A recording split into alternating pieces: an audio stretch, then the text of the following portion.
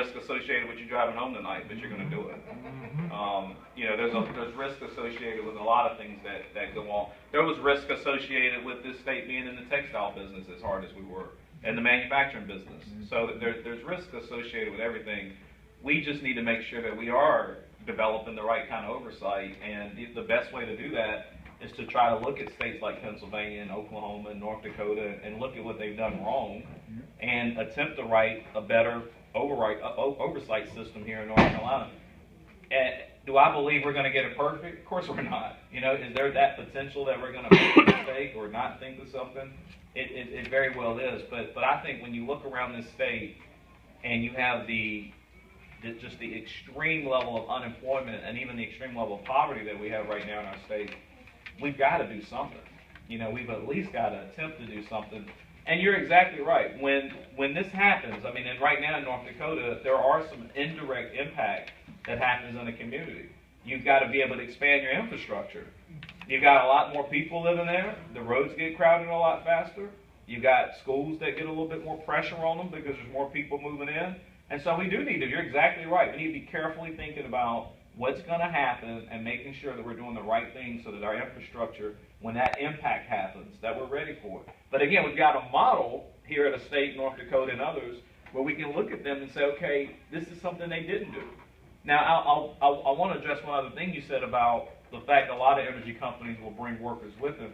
Now, I'm going to tell you right now in North Dakota, they are screaming out for people to move out there. And in fact, they cannot even house people fast enough when they move into town. They have these big, what they call man camps. I don't know if there's women living there too, but they call them man camps, and they can't build houses fast enough because there's so many people trying to move into town, so they go to work. What does tend to happen, the part that you're talking about, is a lot of times when these energy companies move in, they need engineers, petroleum engineers and so forth. And if the people in that community don't have that skill set, that's, you know, you got to go get a real degree to do that. They do have to bring those folks in. But a lot of times where the local people will benefit is you create a number of construction jobs and logistics jobs and suppliers and all types of things that sort of come. And those folks, you know, you can take a job training program here at the Wilson County Community College, and you can be at work. Now, the median income salary here in North Carolina is right around $45,000. The median income salary paid to just someone supporting an energy production field is somewhere around $65,000. Now, that's median income. That's median income. Now, if you're someone like one of these petroleum engineers where you've got a degree and you're making $120,000. But you know, again, median income, someone with a high school diploma or a GED. You don't have to go to Chapel Hill. You don't need a diploma. You don't need a degree from Duke University. You can go to the community college, take a 6-month job training program, and you're making $60,000, $65,000. I would imagine there's some folks around here in Wilson County that would welcome that opportunity. So yeah, you know, I don't want to minimize what you're saying, because everything you're saying is exactly right. Those are all concerns and those are all issues that we need to be very aware of.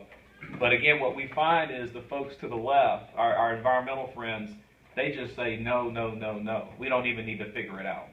And right now, one of the major issues, going back to this lady's question, which I thought was good, what are we doing here in North Carolina? We don't even know what we have, because people to the left won't even allow us to figure out what we have. We don't even know what we're arguing about. What are we arguing about? We don't even know what's really here.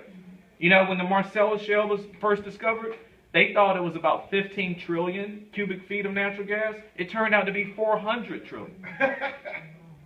You know, this is like one of the biggest shale plays in the country right now.